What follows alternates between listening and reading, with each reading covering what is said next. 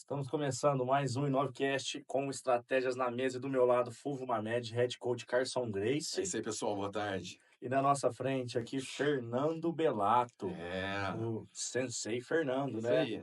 Fernando, seja bem-vindo. É Muito uma honra ter obrigado. você aqui com nós. De fato, old school, né, Fulvio? Exatamente. Isso daí é as raízes do jiu-jitsu, E né? aí tem o old school do Rio de Janeiro e o old school de São Paulo. Sim, Isso aqui é old school exatamente. de Hoje São de São Paulo, Paulo, né? isso aí. Vamos contar uma história diferente daquela que a gente está acostumado a contar aqui para vocês, né? Uma outra origem, vertente, uma né? outra vertente do jiu-jitsu, cara, tão boa quanto a do Rio de Janeiro. Se não falar, a gente que é paulista também valoriza muito, mas eu acredito que muito mais E até. também tem um pezinho no Rio, né? Sim, com certeza, Ryan com certeza, Grace, né? com certeza. Fernandão, conta um pouquinho da sua história pro pessoal. Você tá vindo pra Franca, tá treinando jiu-jitsu. Como que começou a sua história nos tatames, depois o lado espiritual? Como é que foi isso? Porque a gente acha muito legal, né, Fulvio? Sim, demais, cara. Tanto é que no planejamento 2025, antes Sem dele ele saber, A gente já tinha colocado isso aí lá em janeiro. Ó, Foi eu, peraí, Gustavo, já sentado. vai vir uma Vamos vez no voltar. mês aqui, vai dar um treino, uma palestra. Exato, Legal, cara, exato. poxa, Gente, primeiramente é uma alegria estar aqui com vocês mesmo, conversando um pouco, batendo um papo. Esse convite aqui com duas pessoas aí formidáveis, casca-grossas aí do tatame, né? E eu fico muito feliz, claro que a gente vai chegar lá, mas por essa mentalidade de ver a arte marcial que vocês têm também, não só como a luta, e sim como um caminho, né, para a sociedade aí, para a humanidade. Eu acredito que é para aí que nós devemos mirar mesmo. Então, eu acredito que nossa sintonia está muito parecida nesse lugar. É interessante, porque se for começando já um pouquinho aqui da minha história, vocês sabem o que me levou a me conectar com a arte marcial? Os filmes. Van Damme, Bruce Lee, Mestre Miyagi, né? Não sei se é da sua época aí, né, Gus? Você é mais novo, né? É da minha, eu faço da sua história a minha também, que foi dessa forma. Assistimos todos, né? Todos os filmes do Van Damme, todos os filmes do Miyagi, tudo que tinha de full contact, de luta, né? Os filmes a gente assistiu. Claro, assim, né, que eu ficava tocado na parte das lutas. Isso, né, porque essa questão da luta, ela realmente inspira a gente, mexe com um brio, né, com uma dignidade. E eles sempre traziam aquelas coisas, querendo ou não, do bem contra o mal, Exato. do folgado contra o cara dos valores, dos né? valores, né? Então, isso me chamou a atenção desde novo. Com quantos anos? Olha, mais ou menos uns 9, 10 anos de idade, mais ou menos. Começando assim, na fase da adolescência. fase da adolescência. Então, isso daí me inspirou. Olha, me deu um norte que eu nem sabia, era tudo tanto na inocência, né? Mas eu falei, eu quero arte marcial. Eu quero arte marcial, né? Quero conhecer. Primeira vez assim que eu pisei num tatame foi com um amigo meu que fazia Shorin de Kenpo, era uma arte marcial, estilo de Kung Fu. Mas não cheguei a aprofundar, mas... Só para o pessoal saber, a sua origem é a São Paulo capital, São né? Paulo capital. Então São ali Paulo tinha mesmo. todos os tipos de artes marciais, Tinha né? tudo ali, né, cara? Porque para nós aqui no interior é um pouquinho mais restrito, né? Sim, era difícil para chegar aqui, era raramente. Precisou quantos anos vinha alguém do Rio de Janeiro para iniciar um trabalho de jiu-jitsu aqui em Franca, né? Então demorou muito Você tempo. chegou a treinar essa arte, repete o nome dela para nós. Shorin de Kenpo. Quanto tempo, Fernando? Eu fiz assim algumas aulas só. Sim. Foi uma primeira conexão. Foi a sua introdução. Assim, uma introdução no tatame, assim, sabe? Sim. No mundo da arte marcial. Mas aí eu estudava em um colégio lá de São Paulo, no Colégio Objetivo da Paulista, ali era um colégio meio hardcore lá em São Paulo, assim, né? E tinha uma galera já treinando jiu-jitsu ali dos meus amigos, né? E aí começaram a me colocar pilha, cara. Isso em qual década? Olha, isso daí foi em 95 para 96. Década de 90. É onde o show tava começando. De 95 para 96, tinha um amigo meu que até hoje, os dois hoje, né, faixa preta, que é o Rodrigo Chepo, Johnny Gui, que mora fora também, falando do Bering. Rodrigo Chepo era na época do Matias, cara. Matias Jiu-Jitsu fez uma equipe muito grande lá em São Paulo no início, que muitos dos grandes nomes saíram dele ali, né? A gente vê hoje um Casquinha na Aliança ali, saiu do Matias, né? Era uma equipe assim, tinha poucos, né, professores dessa época em São Paulo. E a gente, então, aí eu comecei, nossa, eu vi a foto, a primeira fita, cassete, Royce Gracie no Ultimate Fight. Acho que era Essa um. fita chegou em Franca, né? Essa fita chegou. Foi a mesma fita que você assistiu, todo mundo assistiu aqui em Franca, ela. Cara, Todo podcast tem essa fita aí. Então você vai achar que a gente tá zoando, que é brincadeira, que é combinado. Não é, cara. Todo mundo assistiu essa fita de VHS. é real. E transformou a vida de todos, né, cara? Falei, cara, que isso, cara. Impressionante esse jiu-jitsu aí. Eu fui, aqui perto da minha academia, da minha casa, tinha uma academia mais próxima, que tinha jiu-jitsu, que eu tinha descoberto. Professor Celso Cavallini, querido amigo meu até hoje. O Celso hoje não está mais assim no meio do jiu-jitsu, mas foi um dos primeiros professores de São Paulo, amplamente sim respeitado. Teve uma equipe grande também, era aluno do Otávio de Almeida e do Roberto Lage, né? Mas bem assim conectado ali com o Otávio de Almeida. Então, essa primeira geração mesmo do jiu-jitsu, e aí fui fazer um treino lá. Aí eu fui fazer um treino lá com faixa branca do Colégio Objetivo também, que era magrinho, e eu meio metidinho a saber alguma coisa, assim, na minha magreza ali dos meus 14 anos, achava 13, 14, achava que sabia alguma coisa.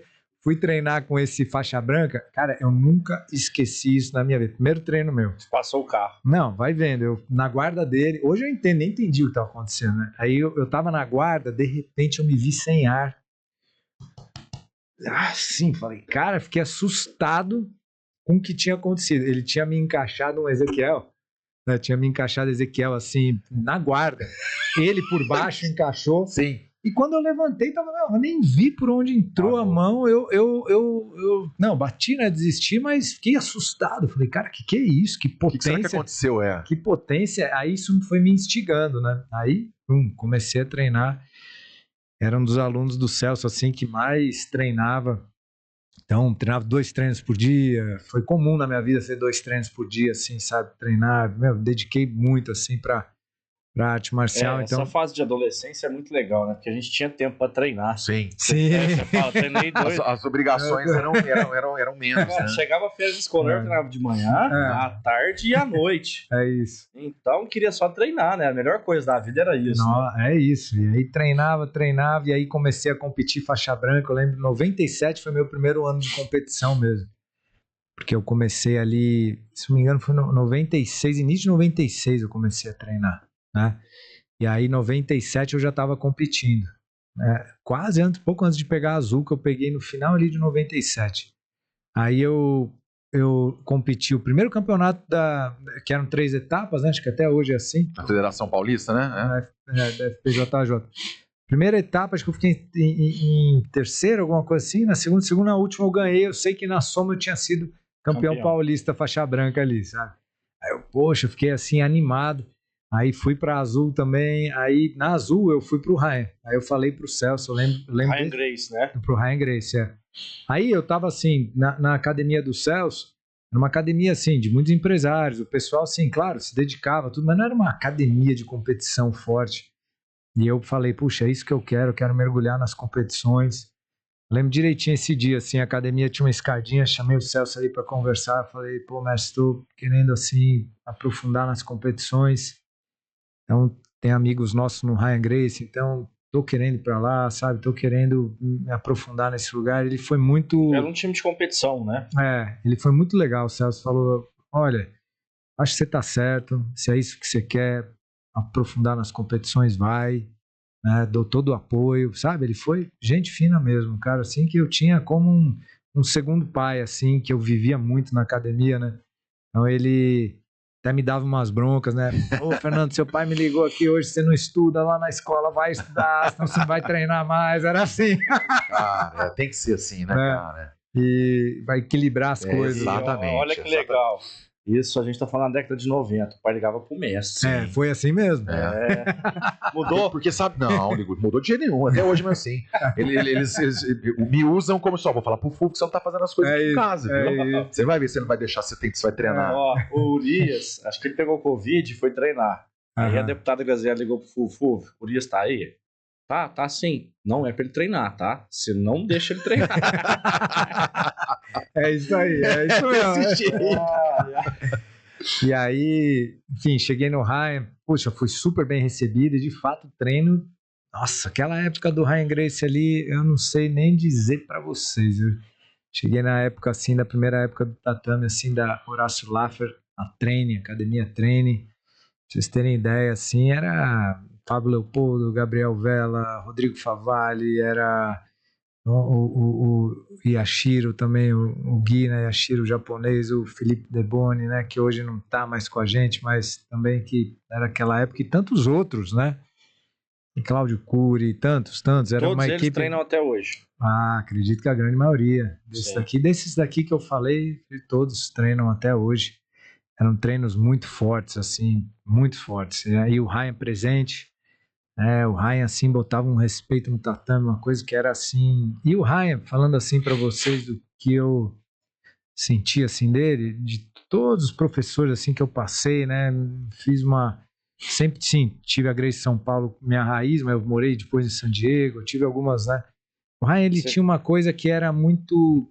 Ele era muito detalhista como professor, o Ryan. Eu nunca vi um professor como ele, quando ele pegava uma posição, se seu dedinho precisasse fazer isso, ele falava, seu dedinho tem que fazer isso daqui, ajustes, né, de pressão. Cara, que eu era assim, sabe, bem metódico, os treinos fortes, né? E chegou a conhecer o filho dele? Pequenininho só, Sim. Bem pequenininho. Ele tá se destacando na parte de persuasiva, né? De treinamentos pessoais, não só no jiu-jitsu. No jiu-jitsu ele é muito bom também, né? Tem uma visão impressionante. Sim, né? Por ser novo, né? Sim, impressionante mesmo a visão do Ryan. Ele ainda não conheci ele nessa nova fase, assim, de trocar uma ideia, mas é uma vontade minha que eu tenho, assim, isso também. Mas é louvável, né, o que ele vem fazendo, as palavras dele, muito legal mesmo. E então, aí foi toda uma época de competição, que eu fui faixa azul, campeão paulista, depois eu cheguei até ir para o Rio competir, campeonato brasileiro de equipes, tudo, mas nunca cheguei a ganhar mesmo ali. Poucas vezes eu fui para o Rio, assim, competir, mas depois São Paulo também cheguei a ser campeão, cheguei a fechar absoluto roxa, pra você ter ideia, em São Paulo. Lembro que fiz uma semifinal ainda, me lembro na época com o Cavaca, né, cheguei, ele estava bem, cheguei, fiz uma semifinal, consegui ganhar dele, e isso estava com 73 quilos. Então, isso que eu ia falar, o Cavaco pesa 90 e tantos quilos, né, cara? Ele é grande pra caramba. Tá muito bem, assim, de jiu-jitsu. O Cavaca tem o método Kids, né? Do jiu-jitsu da Zenit lá, né? Exatamente. Poxa, enfim, foram lutas assim, mas esse campeonato, inclusive, foi um aprendizado para mim, porque eu fechei com o absoluto. Imagina, foi um feito, né? Porque 73 quilos, fechei absoluto. Eu lembro até hoje com um aluno do Casquinha, o Digão. Casquinha estava na Grace São Paulo ainda nessa época. A gente fechou, né? E aí no dia seguinte tinha um peso. Eu lutei o absoluto no sábado, no dia seguinte tinha um peso. Cheguei lá me achando, tomei uma peia de égua assim que eu perdi na primeira luta. Cara, engraçado. Engraçado, né? Engraçado. Isso já aconteceu comigo também. Engraçado, cara. Engraçado. Como que assim, tal, se liga aí, meu. Não uma soberba, mas você chega com a confiança lá em cima e, na verdade, você tá lá no topo e tá todo mundo te olhando. Exatamente. Você é o alvo, você é a pessoa a ser batida, né, cara? Então os caras já te estudaram pra caramba. Então, e às vezes não entra com essa concentração que a gente deveria entrar, né? Nessa parte eu tava muito bem, assim, no circuito competitivo em São Paulo, né? Eu tava ali sempre os melhores do meu peso. Essa época aí que tem aquelas revistinhas na faixa. Sim, exato, nós estava lembrando, né? Nossa, né? Então, a gente ganhava quando entrava no ginásio, né? Os caras estavam lá na hora do ginásio, você ia comprar alguma coisa naquelas barraquinhas lá, os caras já te davam uma revistinha junto. Não tinha internet, tinha nada. A gente brigava para comprar revista na banca em Franca, que acho que só vinha 10 exemplares para casa. Quando chegava de madrugada, os caras estavam na porta da banca, na Major Nicasso, aqui pra comprar revista, e quem acabava, o cara ficava zoando ao outro, cara. Você não foi lá? Então, já peguei, tô aqui, ó. Cara, tinha a Grace Magazine. Sim, eu tenho amigos aqui que tem a número 1 dessas revistas. O Alex tem a número 1 da Grace Magazine, da Tatame, tem tudo. Ele, o Carioca, tem todos os exemplares, cara. Interessante. E como é que foi esse período que você foi pra San Diego? Você treinou jiu-jitsu? Então, é isso que eu ia te falar. Aí cheguei na faixa roxa, eu tava assim na minha melhor fase. O Ryan, ele me segurou bem nas ruas, assim, né? Até porque queria segurar mesmo pra chegar na roxa bem, né? Eu agradeço ele. Tanto que o primeiro campeonato que eu fiz de roxa, eu fui campeão paulista já no primeiro. Peguei a roxa ganhando. Foi difícil, não foi fácil não, mas... Ou seja, peguei a roxa bem já, né? E aí eu tava num momento assim que no meu peso em São Paulo tava ali com um certo destaque e tinha ali uma boa possibilidade de seguir por aí. Só que nesse momento eu tava assim também com uma possibilidade de, puxa, fazer um intercâmbio, morar fora. Fiquei numa dúvida e acabei indo. Fui lá pra fora. Mas assim, não é fazer tanto intercâmbio, assim, eu fui morar fora. Levou kimono, tudo. Eu entregava pizza e treinava jiu-jitsu lá, né? Então aí eu fui pra San Diego e sim, levei kimono, já sabia da fama de San Diego, que tinha algumas academias ali, Fábio Santos, enfim, tal, mas aí perto de casa tinha a academia do Rodrigo Medeiros, sincronicamente da Carson, né? Sim. Poxa, Rodrigão foi nota 10 comigo ali, me recebeu muito bem. Tinha ele, o Arthur, não lembro sobre o nome do Arthur, um faixa marrom forte também, assim, da época ali, era ali em Pacific Beach, acho que até a rua, se não me engano, a avenida era Pacific Beach que chamava. Tem saudade? Ah, até a vida em San Diego é top, hein? Isso aí no começo dos anos 2000, Isso né? aí foi 2001. 2001, faixa roxa. Aí Sim. lá, eu fiz um treino, claro, os caras não me conheciam, né? Assim, cheguei lá pra treinar, cheguei um cara de São Paulo. Paulista. Não, aí cheguei, fiz um treino bom pra caramba ali e tal. Aí o Rodrigão falou: vem treinar com a gente aí. Vem treinar. Aí comecei a competir por ele lá também. Né? Aí, puxa, fiz Copa One, fiz vários torneios lá. Todos lá de San Diego eu ganhei pelo Rodrigo Medeiros. Só um que eu perdi, que foi a Copa do Rickson, que eu perdi para um aluno do Rickson, inclusive. Não lembro se era na semi e tal, mas enfim, tava no momento treinando muito, assim, jiu-jitsu.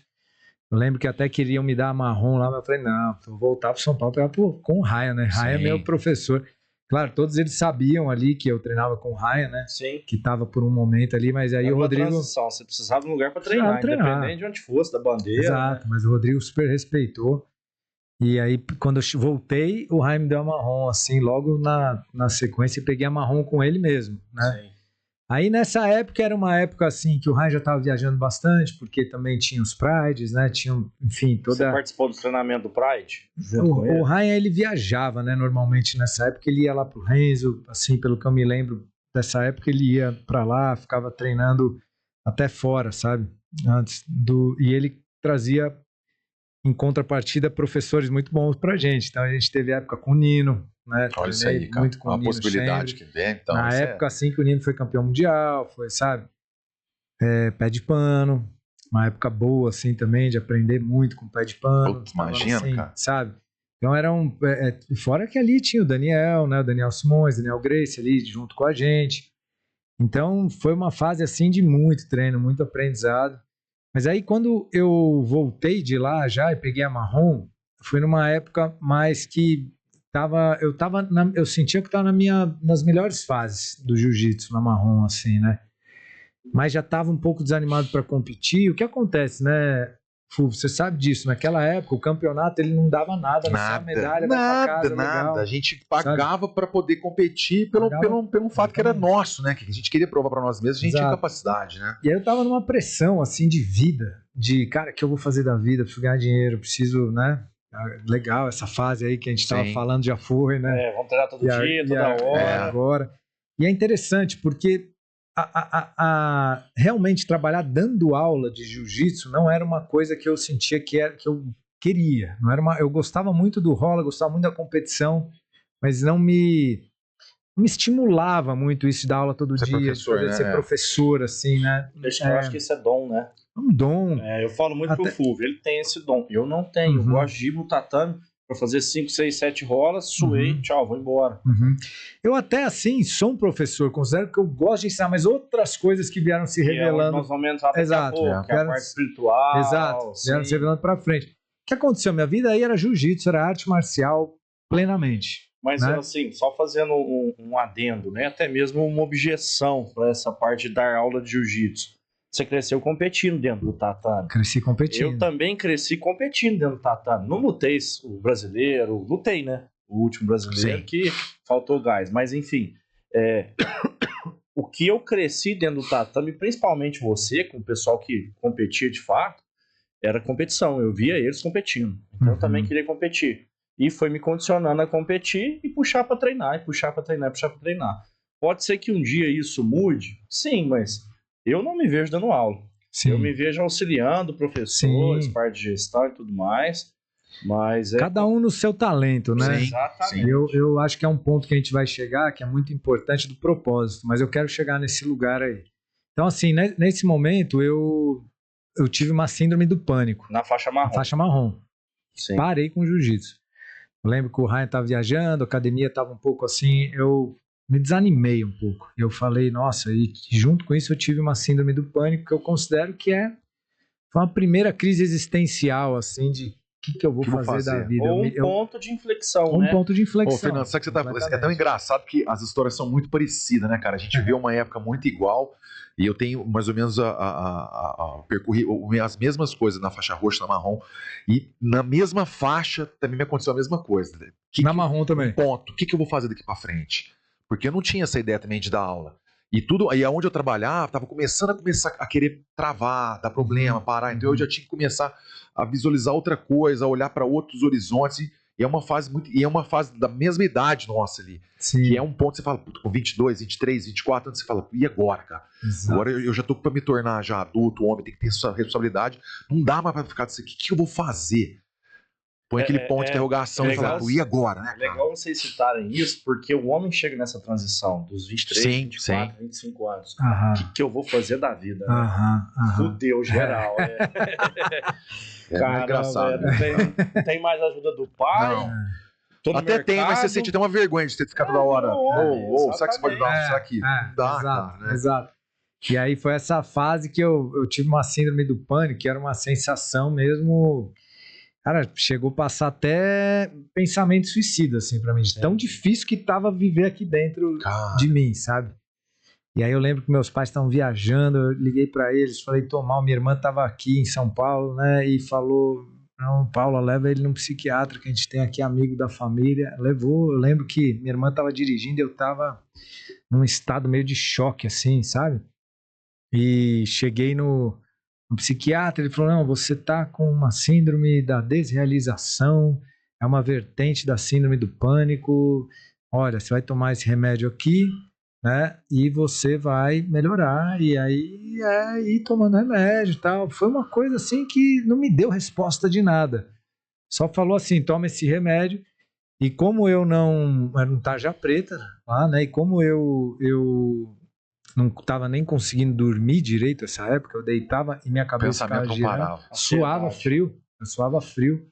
Aí eu tomei esse ansiolítico e apaguei. Pum. Aí, putz, pelo menos deu um alívio, que eu falei, nossa, consegui descansar. Mas pouco tempo depois eu comecei a me questionar, poxa, não é possível, eu sempre tive uma... E aí você parou na faixa marrom? Parei. E aí isso aí era mais ou menos 2000 e... não lembro exato, 2024, 2004, por aí, assim, 2005, não lembro exatamente o ano. Mas devia estar ali com meus 24, quase 25 anos de idade. É uma pergunta, assim, difícil, mas nesse momento aí que o Ryan estava disputando Pride e tudo mais, a gente conhece a fundo a história do Ryan. Você sente que você perdeu sua referência? É assim, pra gente que é aluno também, né, a gente só pode ser professor sem ser aluno antes, né? Então, pra gente que é aluno, a gente sabe que ter um mestre, ter uma conexão com alguém que te ensina é muito forte essa ligação, né? Então, não é a mesma coisa, falar, faz com outro aí, treina com outro. Não é a mesma, esse vínculo que a gente você tem. Você falou, você começou com o seu primeiro professor, Celso Cavaleiro. Isso. Você lembra dele até hoje. Isso, é muito forte. Eu comecei a treinar judô com o Sensei Dalton. Até hoje, por mais que a gente está longe, tem aquela conexão, e quando se encontra, o Fulvio, principalmente, é a maior referência que a gente tem. Então, se o Fulvio cai, nós vamos cair, ele vai derrubar o exército.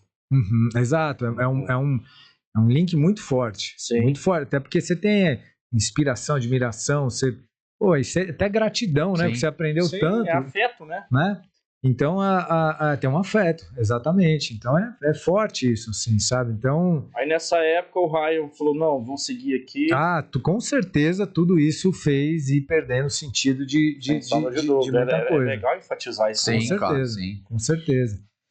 E por quê? Porque a Grace São Paulo tinha uma família muito forte ali de competidores e tal, e quando isso começa a se afastar um pouco, né?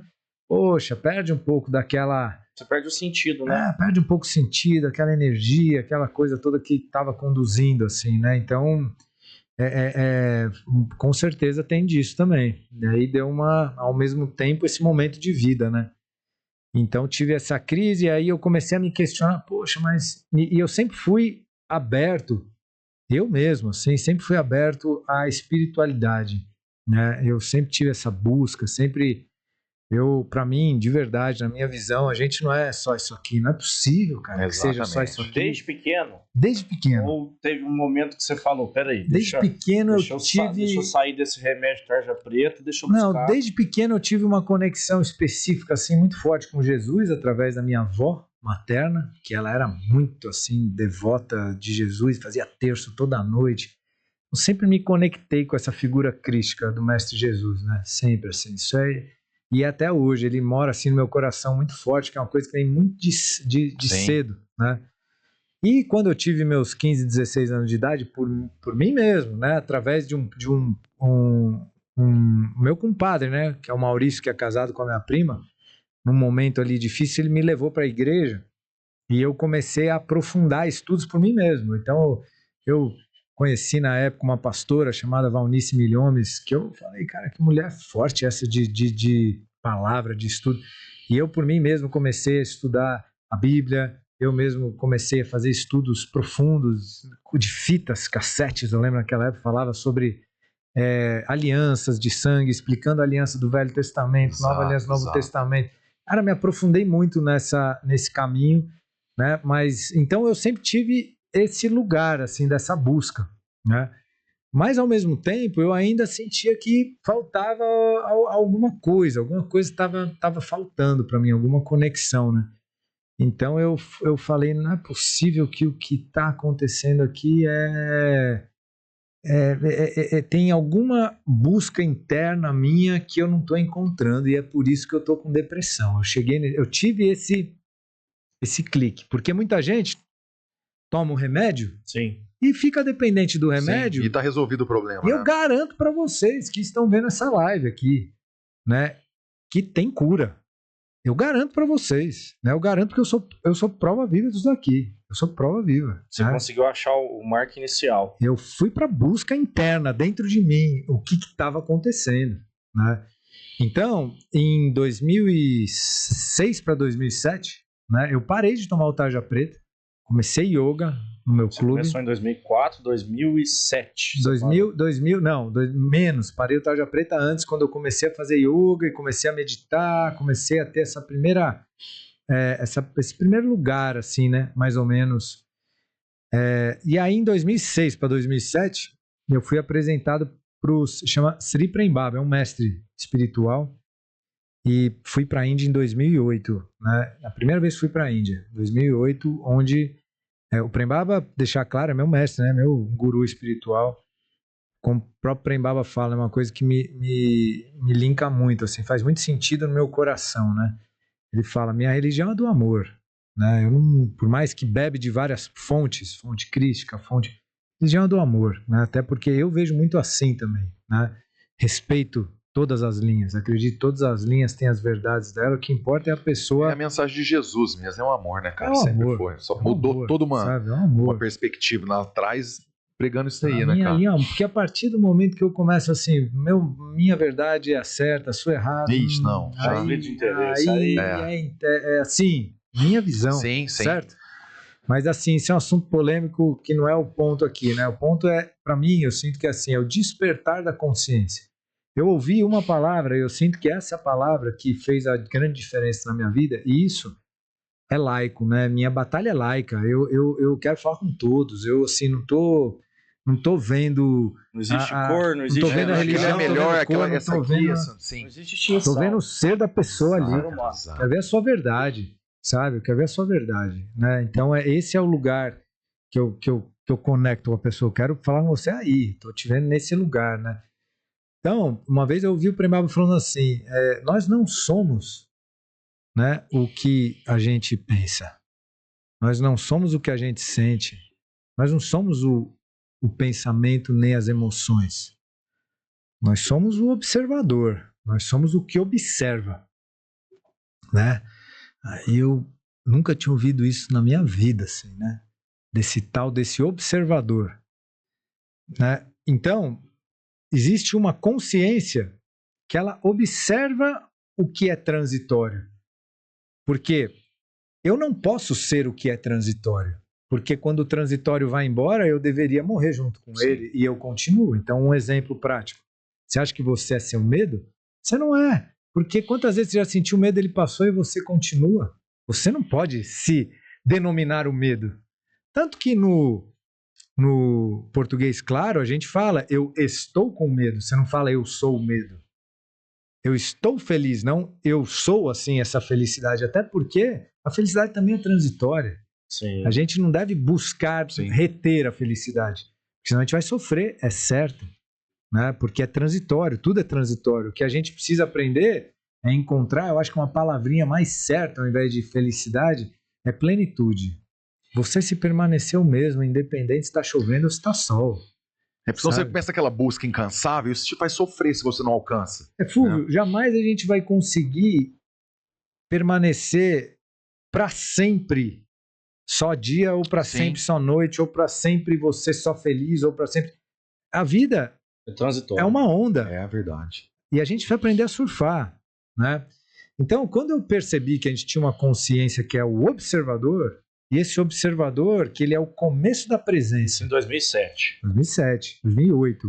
2008, quando eu fui para a Índia a primeira vez. Ah, sim. 2007 eu começo no caminho da espiritualidade, né?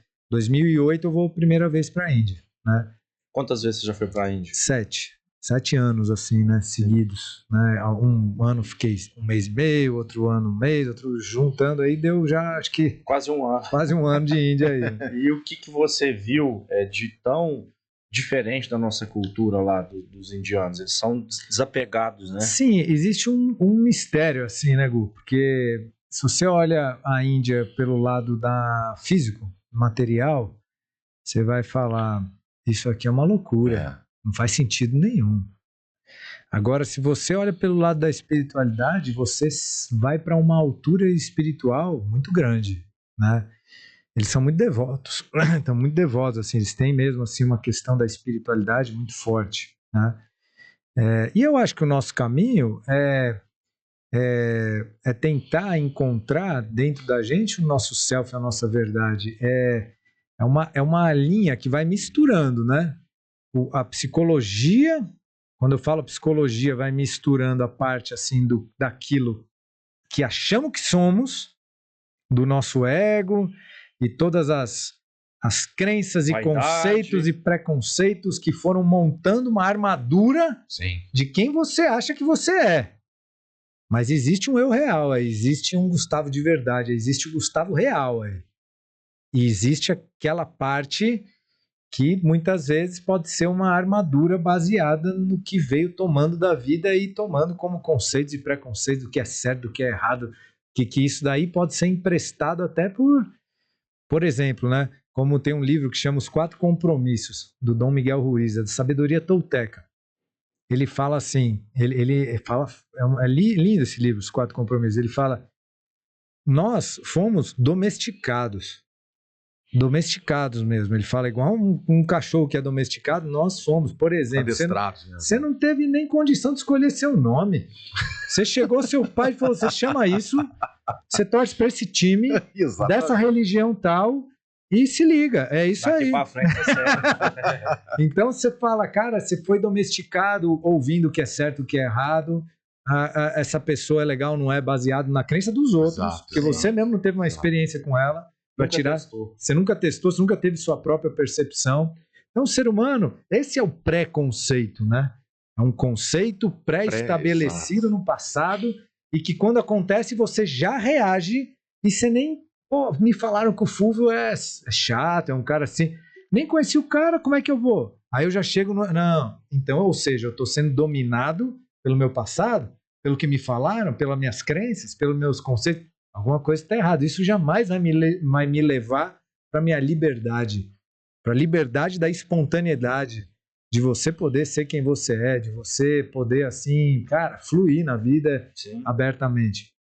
Então, quando eu entendi a existência desse observador, e eu te provo que esse observador ele existe, porque assim, você não tem pensamentos que passam por você e que você fala, é melhor deixar pra lá, não tem? Nossa Senhora. Então significa que você observou o pensamento.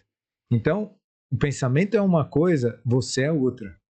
Então existe um observador que observa, inclusive, a emoção em você. Você pode...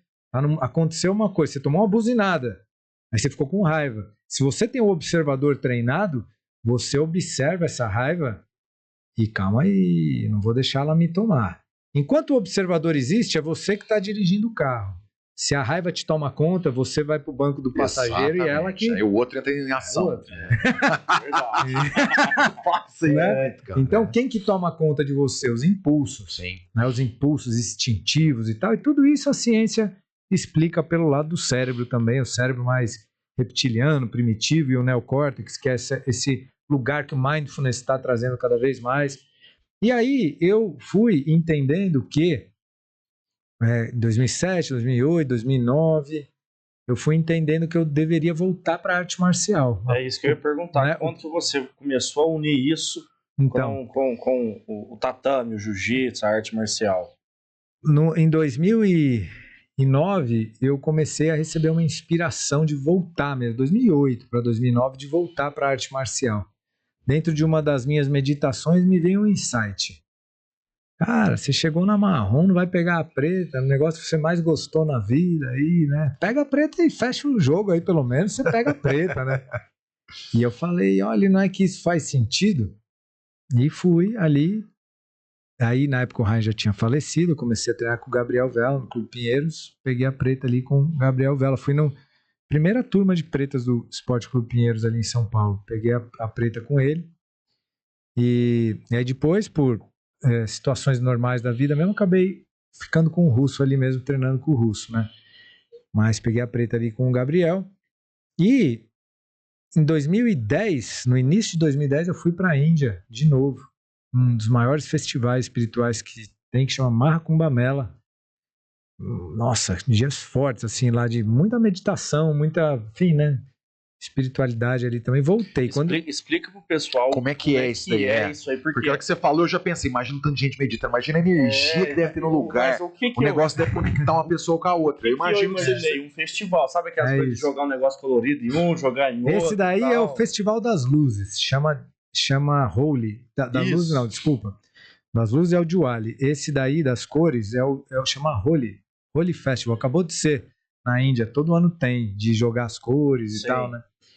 Então, e que tem a ver, inclusive, as cores e tudo mais com essa diversidade, com esse, tem, sabe, cores diferentes, tem todo um simbolismo, né? Mas o Maha Kumbh Mela, que inclusive esse ano teve o Maha Kumbh Mela, que é um festival dos maiores espirituais, assim, do ano. Esse ano, acho que na Índia, pelo que eu ouvi dizer, eu não estive lá, mas muita gente que eu conheço esteve no Kumbh Mela. Eu conheço um cara que foi pra Índia, que é diretor do Magazine Luiza há muito tempo, que é amigo do meu pai, do seu Sóstenes. Sim. Então, o Sóstenes é amigo meu, conheço o Sóstenes. Exatamente. Conheço cara. ele. É um cara que tem uma energia, um espírito zen. Conheço o Sóstenes, amigo meu mesmo, assim, de coração, o Sóstenes.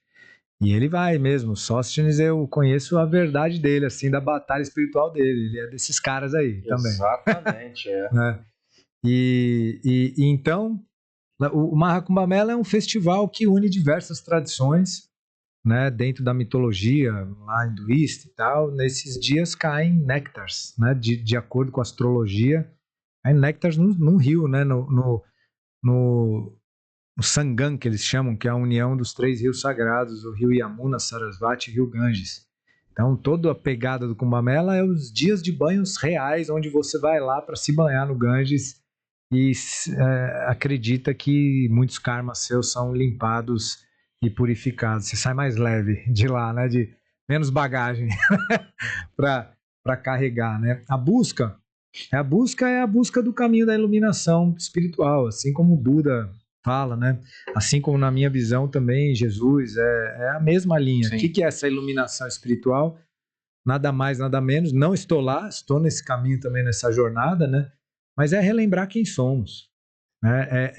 É a verdade de quem somos poder se manifestar, né? É nesse lugar que a gente consegue realmente estabelecer a presença, ficarmos menos reativos, né? E realmente a presença se manifestar, porque a presença é tão... Essa palavra que você usou é muito legal, porque é reativo. Reativo. Então, eu acho que falta na população, até mesmo em nós, esse toque de ser menos reativo. Eu acho que a partir do momento que... Mas é o que ele falou do que a gente é treinado, adestrado, cara, isso aí vem muito a calhar e você começa a ser aquela passa na sua cabeça que é difícil você conseguir desgrudar dessas coisas que a gente foi criado, né? Condicionado a ser, né? Uhum. Mas essa parte espiritual é o que vai conseguir guiar a gente, mas até a pessoa conseguir entender isso daí, cara.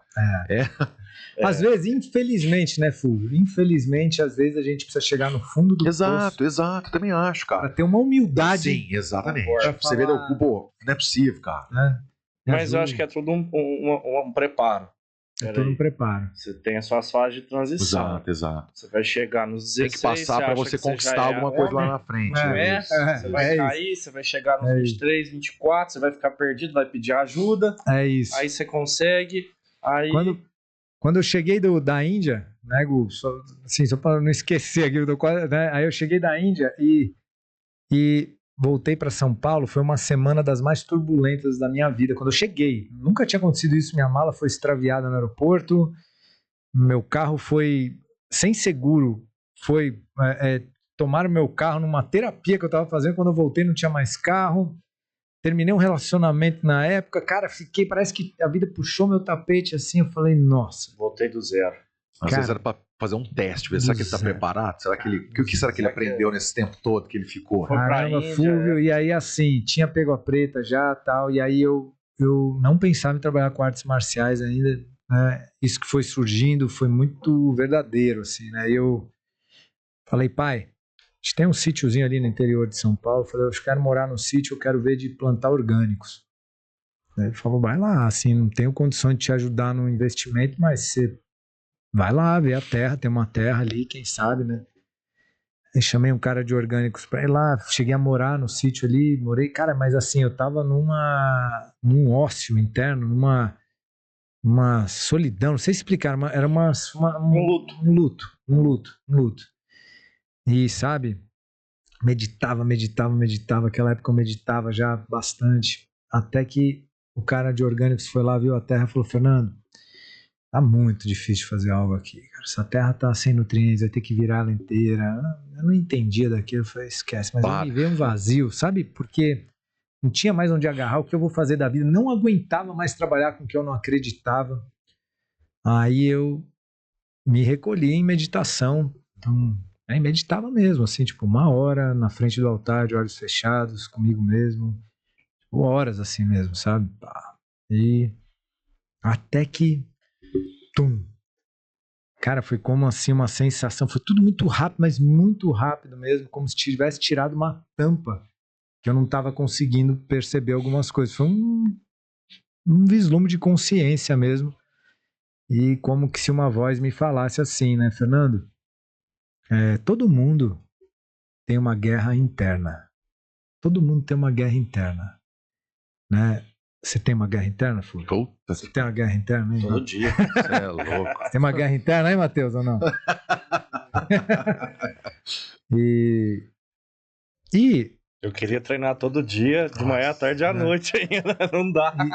E se todo mundo tem uma guerra interna, a arte marcial é uma ferramenta para treinar esse guerreiro interior. Se existe uma guerra interna, existe um guerreiro interno. Por quê? Quem é em você? Presta uma pergunta. Quem em você está falando, eu tenho uma guerra interna? Existe uma consciência aí que fala, eu tenho uma guerra interna. Você em si não é a guerra. Você tem uma guerra. Então, para essa parte sua é que eu dou o nome do guerreiro interno. Que é esse eu consciente, é o eu que consciente. É ele que, quando está aqui mesmo presente, aprende com os desafios, né? É ele que evolui, é ele que cresce, ele que é o guerreiro interno, né? Então, esse guerreiro ele precisa ser treinado e a arte marcial é uma ferramenta para isso. Só que ela foi esquecida.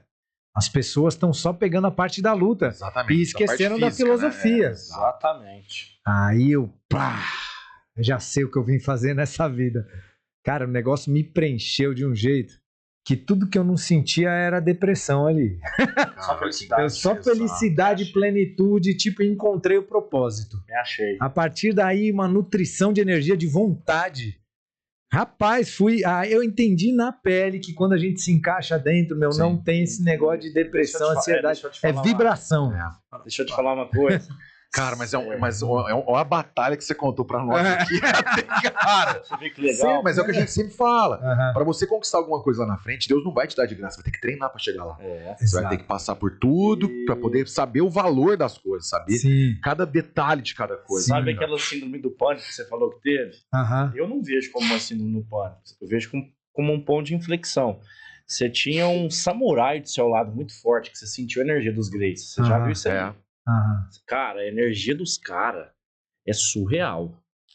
Surreal. É assim, é algo que te renova. Você tá com os caras, você vai treinar no tatame dos caras, você senta com os caras pra tomar um açaí e é totalmente diferente. Você não se alimenta do açaí, você se alimenta da energia deles. Então, quando você perdeu a sua referência, você perdeu uma fonte de energia muito grande. E aí você entra num ponto de inflexão. Interessante essa visão. Cara. Interessante. Então, a energia dos samurais que viviam aquilo dentro e fora é muito forte. É muito forte. Então, esse aqui, vamos pro Rio? Eu paro tudo. Vamos, porque a energia lá é muito boa. E não é energia de praia, a gente nem vai. Não, você tá doido. É aquela energia dentro do o negócio nosso não é andar a pé lá nas ruas, subir pra ir treinar, entrar numa academia, entrar na outra, conversar, escutar as histórias deles, que pra nós é energia. Energia. Pra gente que cresceu vendo eles ali, né, cara, todo mundo se baseou neles quando começou com as fitas de VHS e tal. Você escutar os caras ali, das histórias deles do lado a lado, rapaz. Então esse samurai que tá dentro de nós e fora tem gente que consegue passar isso.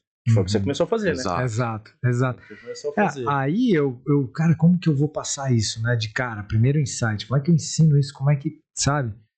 Aí eu recebi um insight muito claro que era só vai. As coisas vão se abrir. Segue seu coração aí. Exato. Você tem esse conhecimento de campo magnético, né? Não sei se você já fez, me fugiu o nome agora, que vai colocando familiares, parentes, amigos em um campo magnético, que é na água. E aí vai se aproximando. Interessante, não conheço esse. Tem um nome disso aí, cara. Lembra que eu falei pra você fazer? Faz, é muito bom, eu já fiz. Que eu falei que a vó Tiana tava do meu lado. Sim. Então, cara, a hora que você chegou na academia, eu peguei e falei, vixe, esse cara tem uma energia muito forte. Aí chamei esse aqui pra conversar. Fulvinho, você precisa do Fernando do seu lado, a energia dele é muito boa. E assim, o engraçado é que você falou que a avó materna que puxou pra nós também foi, cara. Minha avó tinha uma espiritualidade muito grande com a avó materna, que é uma coisa fora do normal. É a mesma senhora muito, uma senhora muito à frente do tempo, né, cara? Vocês são primos? Somos. Por parte de mãe e parte de pai. Então, cara, é surreal. Nós estamos vivendo um campo de energia. Exato. Exato. A gente vê como é que as coisas se conectam, né, cara? O dia que a gente encontrou, você falou, pô, cara, é animal a gente se encontrar. Eu falei, não, é energia. Energia, é isso. Energia, cara. Exato. Então... E acredito ter um propósito maior, que é o que você tá falando. A gente já percebeu isso aí, que é tentar passar para as pessoas. Às vezes eu vou ser até repetitivo no que eu falo sempre na hora do tatame lá, ou nas graduações, que a gente nada mais é do que tentar fazer a diferença das pessoas com aquilo que fez diferença na nossa vida, porque o jiu-jitsu que nos encaminhou em tudo, não só arte marcial física, mas o propósito da coisa, de fazer uma diferença, de tentar ajudar a pessoa, e da palavra de Jesus que é servir ao outro, cara. É a gente isso. Pra servir e acabou. É muito engraçado a história. Ô, Fulvio, você sabe a tradução da palavra samurai? Não sei, cara. Sabe o que significa? Samurai, você pode pegar servir aquele que serve. Exato. Aí vê que tá tudo ligado, né? Tá tudo ligado. E assim, é engraçado o jeito que tá falando se falar aqui, porque a história é igual, cara. A gente sempre passou por esse período. Você tá e a gente jogou aí, pra caramba, a gente jogou tudo fora. O trabalho quando eu trabalhava era sofrido, cara. Isso me dava uma angústia. Às vezes, eu trabalhava em multinacional, chegava domingo, eu tinha que preparar o trabalho da semana, montar estrutura de vendas, o que eu ia visitar. Me dava uma angústia, cara. Dava vontade de querer ir embora. E você falando dessa transição, isso é muito E eu machucado, sem poder treinar, afastaram do jiu-jitsu, olha o tanto que é engraçado. Sim. Eu voltei pro jiu-jitsu, larguei tudo. Sim. Dava aula sentado por causa das dores na coluna. Eu dei 2 anos de aula sentado na beirada do tatame. Uma cadeira na beirada do tatame e dava aula sentado. Não postava posição, não fazia nada. Porque as lesões que eu tenho na coluna aqui se o cara médico pegar meu exame, que vai perguntar se eu tô andando ainda. E eu ainda faço das coisas. Mas é porque eu já senti que, independente do valor, do dinheiro, não, cara, vamos fazer o que eu acho que tem que fazer. Então, aquela fase minha de lutador, competidor, eu deixei pra trás, cara, pra transformar em professor. Perfeito. De ter aquele olhar pra um molequinho, pra uma pessoa que chega, às vezes, com essa cabeça perdida, que não sabe o que tá fazendo. E às vezes a energia puxou ele ali pra ele escutar uma lição que seja, um fato que a gente conta, que viveu, né? Porque o valor disso é imensurável, disso que você traz para as pessoas, sim, sabe? Então é maravilhoso. Isso não tem preço, né, cara? Tem preço, é verdade. E eu vou além. Eu também tive pontos de inflexões na vida. E aí, cara, quem gosta de ficar lendo 24 horas, trabalhando com justiça, advogando, cuidando das coisas dos outros, empreendendo? Então, chegou pontos da minha vida que eu falei, eu tenho que fazer isso ainda. Mas toda vez que eu afastava do jiu-jitsu, isso aqui falava assim, vem pra cá, que aqui é o lugar de você descansar a cabeça. Depois você volta a trabalhar. Descarregar as energias, né? Fica sem treinar. Fora. E beleza, eu fui pegando, fui levando isso a sério. Toda vez que a gente viajava com a arte marcial, eu recarregava energia. Olha só. E aí eu voltava a conseguir fazer tudo de uma forma mais suave, mais tranquila.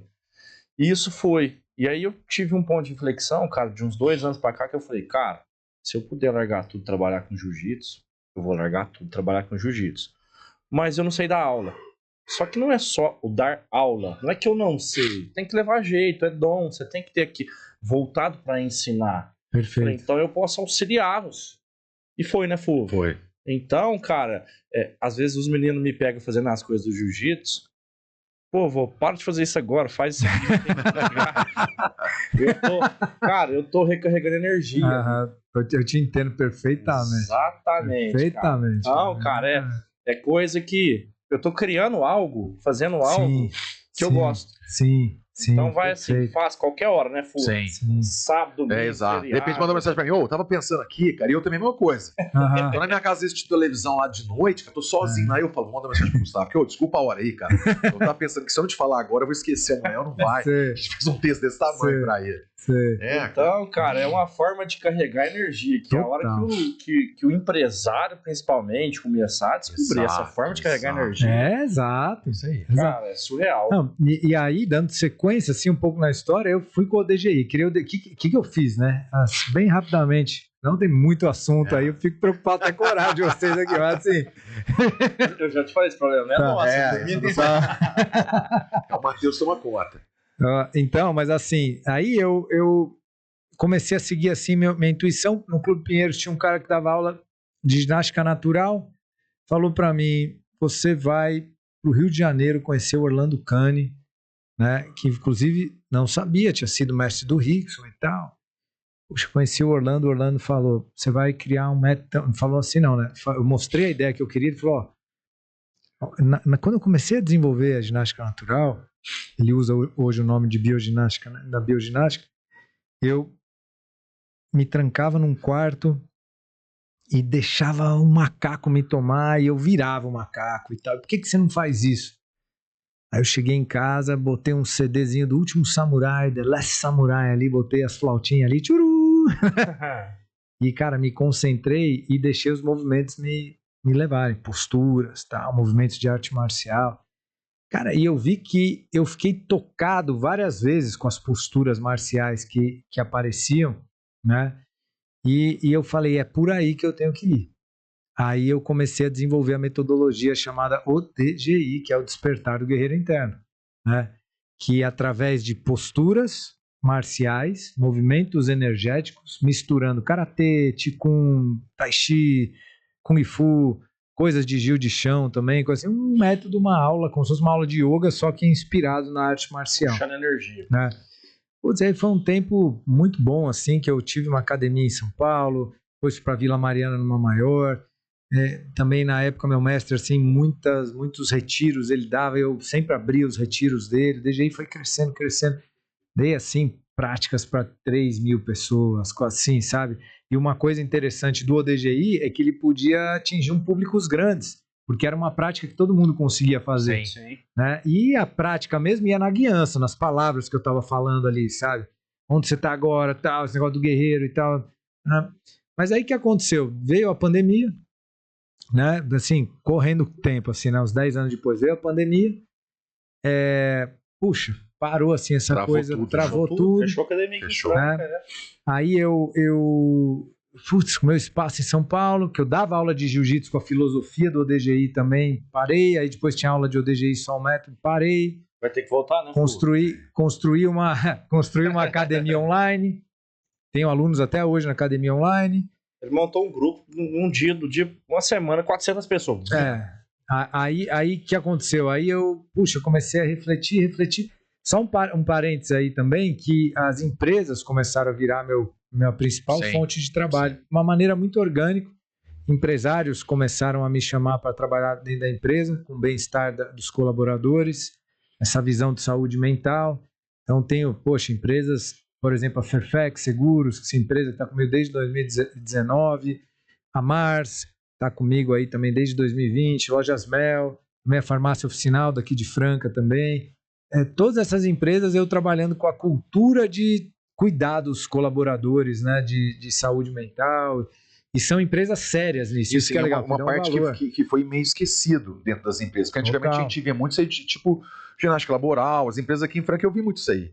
Tinha, mas hoje em dia eu acho que nem tem mais, cara. Nem tem ninguém que faz um trabalho dessa forma. E esse é um assunto, Fulvio, que assim, saúde mental é uma questão hoje em dia do mundo global, né? E assim, números, né? Pra você ter ideia. Exatamente, é comprovado em números, né? De 2024 para 2023 para 2024 teve um aumento de 68% no afastamento por conta de saúde mental. Sim. A partir de maio agora vem a nova lei que vai obrigar as empresas a trabalhar com saúde mental, oferecer saúde mental para os colaboradores. Né? Então, tem um campo... Se fosse um EPI. Não, e resultado positivo, porque eu sei que na Faculdade de Educação Física a gente fazia um trabalho da ginástica laboral, que é uma coisa assim, perto do que o Fernando faz, é pequeno, mas tinha muito, vamos supor, o número de falta dos funcionários diminuía, a produtividade dos funcionários aumentava, tudo, em relação ao medicamento, tudo caía quando a pessoa entrava lá e fazia um trabalho 15 minutos a produção, perto do escritório. A pessoa, às vezes, que estava lá, nem estava muito ligada em fazer o exercício, mas só o fato de parar por 15 minutos ali, afastar um pouco da mesa, ia fazer um alongamento, negócio, respiração, já dava produtividade. Mas você sabe o que é legal dessas empresas que você trabalha? Principalmente se você tem esse acesso. Exato. E o proprietário acredita. O rendimento deles. Antes e depois. Por quê? Como que você vai mapear isso? Exato. Aí você comprova com números mesmo, de fato. Peraí, eu entrei aqui em 2000 e o turnover, né? Em 2022. A tua empresa estava faturando tanto. Olha a produtividade agora. Exato. Ainda mais agora com as novidades de tecnologia que tem, cara. Sim. E assim, aí hoje eu tô num momento que eu tô, assim, repensando muito o meu caminho. O DGI, ele continua, o DGI durante muito tempo ele foi o meu input de energia, o guarda-chuva, assim, do meu caminho, né? E assim, trabalhei em grandes empresas, assim, eu já tive, assim, muitos eventos, palestras, grandes congressos, Agora eu estou trazendo o DGI que vira um método e eu estou trazendo um novo momento da minha vida onde chega o Sensei Fernando Belato mesmo, que eu fui chamado no ano passado, dentro de mim, igual em 2010, assim, Fernando, agora chega mesmo, é sua missão com a arte marcial, é uma ressignificação desse caminho. Aonde quer que você esteja, você vai levar essa ressignificação desse caminho, tanto nos tatames, levar essa consciência, quanto para as pessoas a consciência da arte marcial. Então, agora acho que a gente chega num ponto aqui do papo que eu assim, acho mais interessante de tudo, que é um pouco da filosofia que tem por trás disso tudo, que foram esses anos de estudo da arte marcial e da filosofia, né? Então, a vida é marcial, né? E por que eu digo a vida é marcial? Embasado, inclusive. Por quê? Esse nome marcial, ele vem de Marte, Deus Marte, né? Deus da guerra, né? Então, o Deus da guerra. Essa guerra, quando a gente pega a guerra e busca a etimologia da palavra guerra, a gente vai encontrar no germânico o erra com W. O erra. Né? Daí que tem war, tal. É o erra, né? Com W. Esse o erra não tem nada a ver com tanques de guerra e tal. Significa simplesmente duas energias que se contrapõem. Isso é o erra. Duas energias que se contrapõem. Eu penso de uma maneira, Gustavo pensa de outra. Aqui nós temos o erra, né? Beleza. Vamos abrir um parênteses aqui.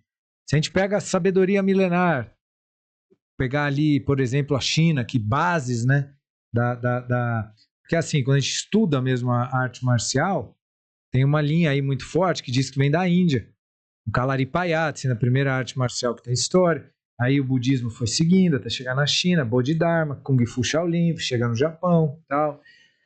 Quando a gente chega no Japão, que é um país assim que ele foi muito, viveu muito o Bushido, né, dos samurais. Sim.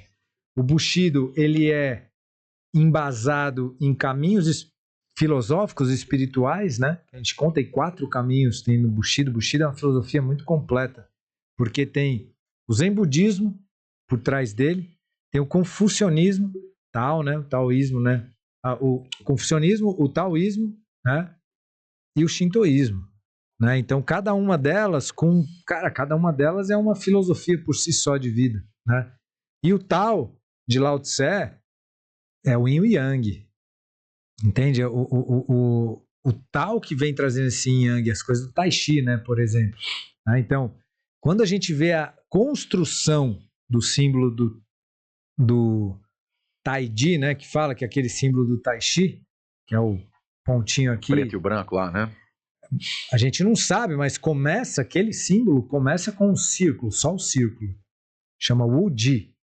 Wu-Ji é o vazio completo. Vamos imaginar, é a mesma filosofia do Criador, só tem o Criador pelo Criador. Sim. Só que se só tem esse Criador pelo Criador e mais nada, ele mesmo não tem consciência da grandeza dele mesmo. Então é como se precisasse criar outras partículas vazio, né? Para ter uma consciência dele mesmo. Isso explica muito a gente, como ser humano, resgatando a consciência do próprio divino que somos, sim, que está dentro da gente mesmo. E aí, do Wu-Ji, vem o Tai-Ji, vem esse lugar dos dois, da dualidade, né? Que criou-se o polo positivo e o negativo, o yin e o yang, o mais e o menos, né? E esse mais e menos, se fosse só dual e eles não se entrelaçassem, não se rolasse o fluxo, também não ia dar certo porque ia ser completamente dual, né? Então tem o pontinho branco dentro do preto e o pontinho preto dentro do branco, né? Porque isso significa também o flow da coisa, significa... Pode ter certeza, na hora que tiver tudo bem, vai começar a cair de novo. E na hora que começar a cair de novo, vai chegar ali e vai subir de novo. Exato. Então, por isso que eu comecei a contar toda essa história. Por quê? Porque eu falei, a vida é marcial. Sim. A vida é dual.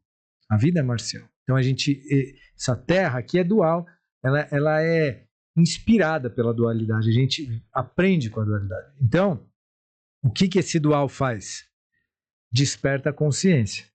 E enquanto você não desperta a consciência, você toma couro, né? Não porque a vida é ruim, só que não, meu amigo. Você precisa sair dessa carência, desse vitimismo, dessa coisa e crescer. Exato. Evoluir. A vida tá te chamando para despertar, guerreiro. Sim, é isso aí. Né?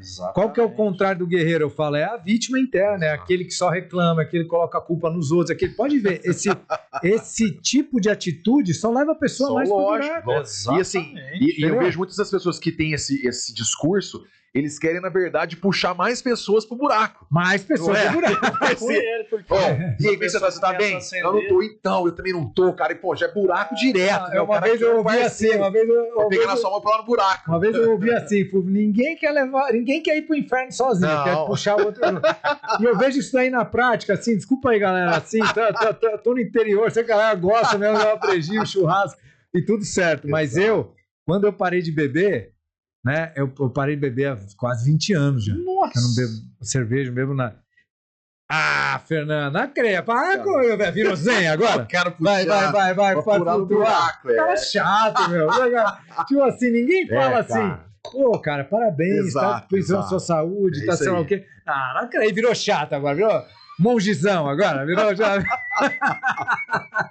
Então, assim, cara, é engraçado. E é assim que funciona, né? Mas tudo bem, tá tudo certo, né? E eu aprendi a conviver bem em todos os lugares também, porque eu também não tenho que julgar ninguém nada, cara, assim, sabe? Eu sou vegetariano, por exemplo, há 18 anos também, entendeu? Então, assim, mas me dou bem, você tá aqui com o Bifão, tô junto, trocando ideia, vambora, meu, é a realidade de cada um, a gente não tá aqui pra querer ser melhor que ninguém. Cada um tá vivendo, tá feliz. Você não sente falta de nada carnívoro? Nada, zero? Nem cara, ovo você come? Ovo eu como. Eu sou vegetariano, não vegano, né? Exato. Vegetariano. Ovo e queijo eu como ali. E me sinto bem no treino, me sinto forte. Cara, mas a gente também já diminuiu a parte, não come igual comia antes. Não. É natural isso aí, natural, parece, né? Natural. Não tem mais aquela vontade. Pelo que eu me engano, pode ser que você falando besteira, mas eu ouvi dizer que o Hélio Gracie já no final era vegetariano também, não era? Já desde o início. Desde o início? Tem. Quando eles começaram aquela dieta Gracie lá, com o Carlos Gracie começou, era só isso aí. É isso, né? Nos livros mostram que eles comiam, qual era a dieta dos caras lá. E aí, qual que é o meu trabalho? Assim, aqui que eu penso, né? Assim, eu quero quebrar. Eu quero trazer a arte marcial para a vida. Então é como se a gente também olhasse para a vida como um dojo, né? Até porque quando a gente destrincha a palavra dojo, é isso que quer dizer. Porque o jo é o local, mas o do vem de taoísmo, é o caminho. Mas é o caminho, quando pega mesmo na essência da palavra, é o caminho de evolução. Não é... Esse do aqui tem um peso, cara. Ele não é qualquer coisa, sabe? Para os orientais. O do é tudo que te leva para o caminho espiritual de evolução. Então, o dojo é o local onde a gente desenvolve a nossa espiritualidade. E é um lugar sagrado. É um lugar sagrado. Por isso que é um lugar sagrado. É um lugar sagrado. Eu acho que tem que pedir permissão para entrar. Perfeito. Tem que cumprimentar o dojo para entrar. Perfeito. Então, eu acho que isso é essencial, né? Isso se perdeu muito, né? Muito. Perdeu demais. É palavrão, é sei lá o quê. São coisas que, se a gente começa a tratar o tatame como um local realmente que a gente vai para nutrir o nosso espírito. Porque assim, como eu vejo, tá, Gu e Fulvio, a gente nutre a matéria com coisas da matéria. A gente nutre qualquer energia com a energia que a gente coloca. Você quer nutrir seu espiritual, você precisa ter um lugar que eleva alto para nutrir seu espiritual. Sim. Então é muito legal quando a gente tem um dojo iluminado, assim, de boas intenções, de boas amizades, com éticas, porque aquele lugar você vai, você sai dali. E claro, gente, eu entendo, eu sou humano, eu sou bem pé no chão também, assim, sabe? Não é pra ser chato, não é pra ser aquela coisa que você perde a brincadeira aqui a colar, não é isso que eu tô falando, não é pra ser aquela coisinha que, pô, nós somos jiu-jitsu, né? Jiu-jitsu a gente sabe como é que é, né? A gente é brasileiro, né? Exato. Então assim, mas como que a gente equilibra as coisas? Como que não fica nem só lá, nem só cá, sabe? A gente vai, se diverte, mas vamos respeitar. E tem isso lá em você, eu percebo que tem. Pô, quantas vezes eu vejo, a pessoa chega atrasada, ô professor, posso entrar? Pode entrar. Não, sim, assim, engraçado que lá, cara, é um lugar, a gente nunca precisou pedir isso aí pros alunos. Interessante, né? Nunca precisou, cara. Já sabe que já. Eu acho que já vem do exemplo, né? Exato. Os mais antigos já pedem permissão e os pequenos já vêm. Você vê as crianças, eu nunca pedi pra eles, quando for entrar, nada. Eles vão vendo os mais velhos, caras vão pedindo. Às vezes eu tô lá, a gente tá dando aula, tem uma criança para lá na beirada do tatame e não entra. Ele fica lá me olhando, até eu olhar pra ele, posso entrar? Mas ela já criou isso, né, no subconsciente dela. Ela já criou que ali é um lugar de disciplina, hierarquia, que ela tem que pedir permissão. Sim. Mas eu acho que vai além, viu, Fu? Muito, cara. Eu acho que ali dentro, e é o ponto de evolução que nós estamos vivendo hoje, a gente tem que começar a passar que ali é sagrado. Isso, exato. Que ali é sagrado. E tem um ponto assim, né? Então tem duas coisas que eu tava falando. Esse trabalho para fora, que é levar essa consciência marcial, vai levar... Como que eu comecei a desenvolver essa filosofia? Compreendendo bem simples no tatame. No tatame a gente reverencia um ou outro, certo? Seja no chão, seja num judô, que seja um onegaishimasu, seja, né, no jiu-jitsu, que é um top, mas tem uma reverência. Sim. A gente treina, quando a gente treina, um quer vencer o outro. Independente do resultado, no final, a gente... Obrigado aí pelo treino, certo? Então, olha que interessante esse símbolo que a arte marcial nos ensina. A gente reverenciou no início o desafio que é tentar finalizar a gente. E no final, você agradeceu. Exato. Então, é isso que a gente precisa levar. Olha a grandeza que tem essa. Olha a grandeza que tem isso daí, Fulvio. Então, olha só. Olha a grandeza que eu tem. Eu chego nas empresas e falo assim, meus amigos... que é necessário para você conquistar isso daí. Eu chego assim e falo assim, meus amigos, você está com um problema no seu time, você está com um problema e você está brigando com isso, esse é seu erro. Você tinha que reverenciar esse problema. Exato. Porque esse problema está querendo te ensinar algum defeito seu. Exatamente.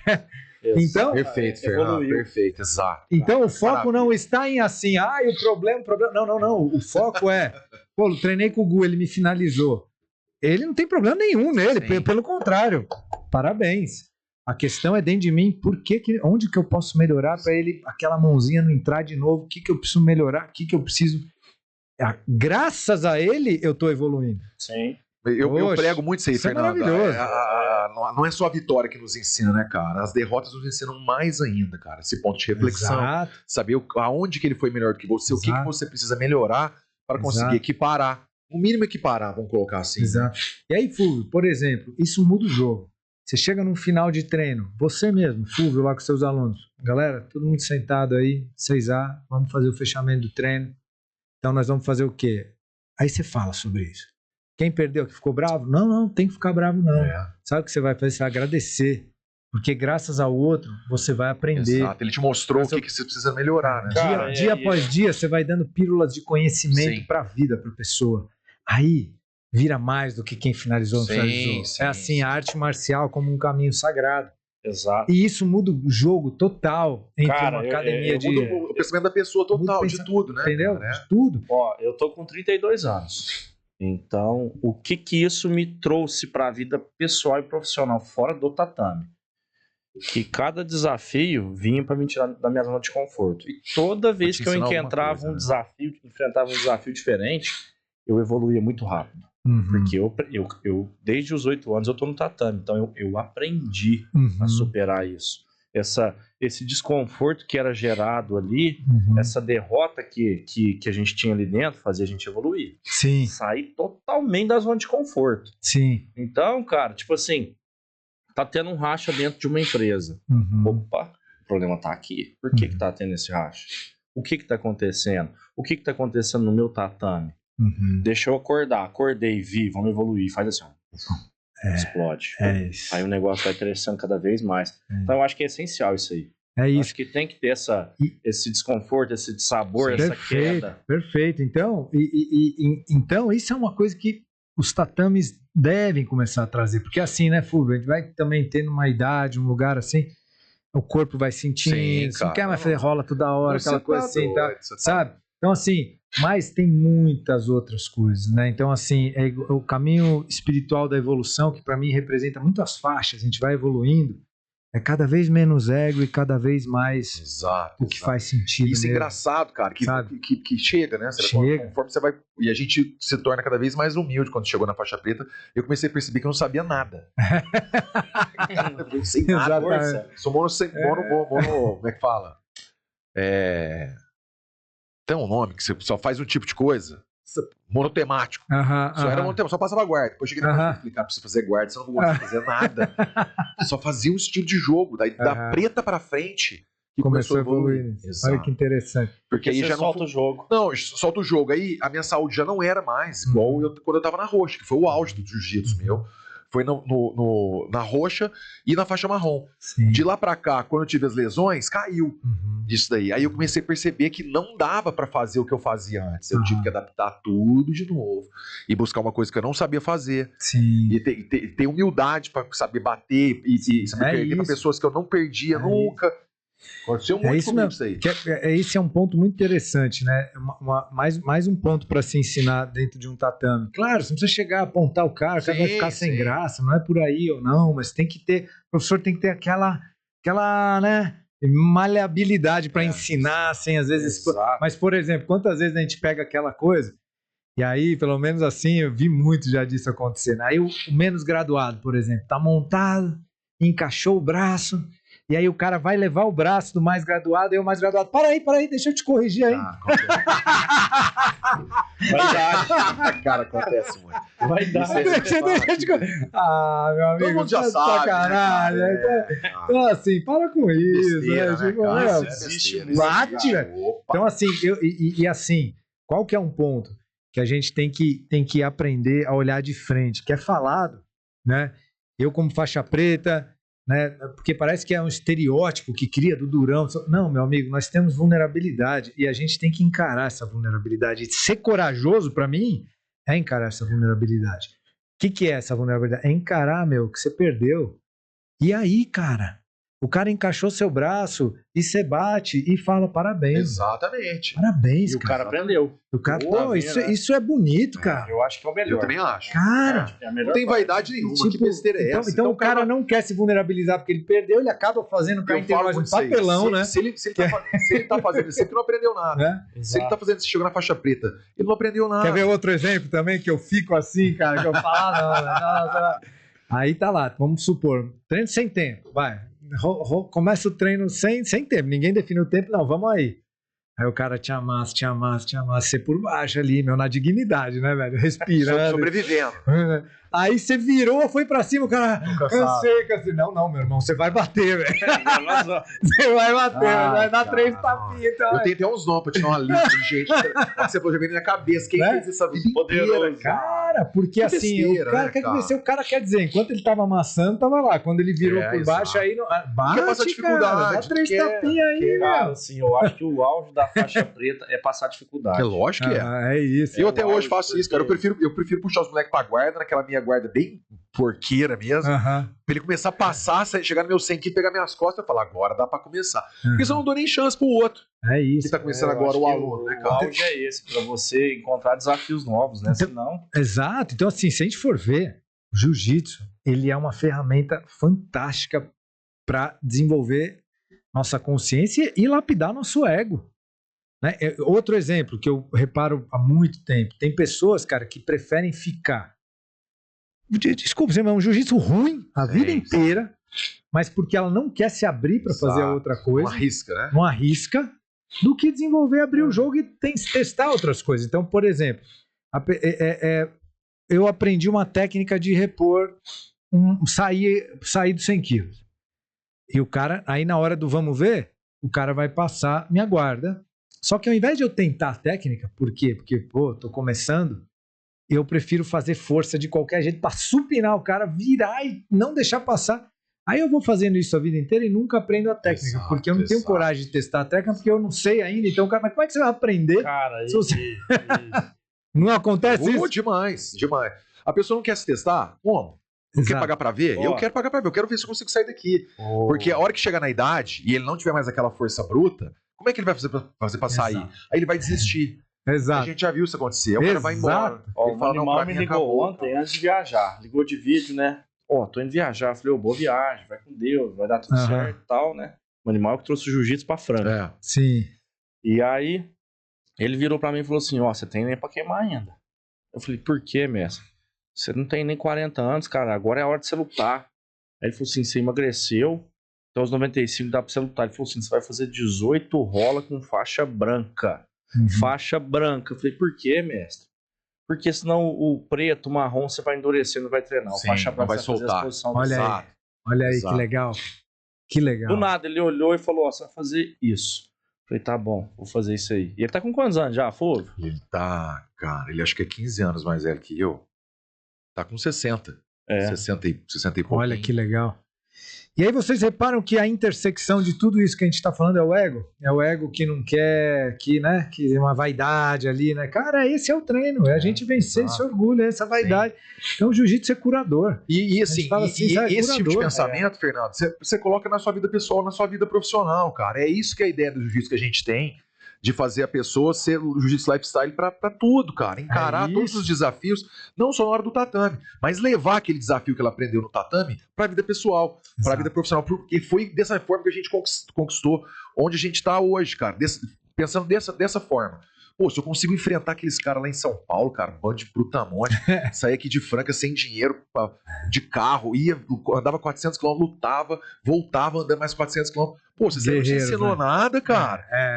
Quem que é que vai te desafiar agora nessa vida profissional sua aí? E com esse pensamento a gente conseguiu chegar onde chegou, sabe? E sim, sempre essa parte de humildade. E o que você falou de se testar, eu falo muito isso aí na academia, às vezes vai achar que a gente é maluco. Não é, cara. Se você vai na academia para treinar, aí chega lá, o seu pensamento é o seguinte: hoje ninguém me finalizou. Mas o que você fez de novo? O que você fez que você não está acostumado a fazer? Nada. Então você não aprendeu nada. Que interessante, então, muito legal. Você não está conseguindo entender a essência do jiu-jitsu. Vai lá para se testar, cara. Puxa o cara para guarda. Mas é difícil. Lógico que é. Eu tô te falando que eu fui forçado a aprender dessa forma. O pensamento meu não veio assim, não. Eu fui obrigado. Por causa da minha saúde física, não teve jeito. Eu não conseguia fazer mais o trabalho que eu fazia antigamente, passar guarda.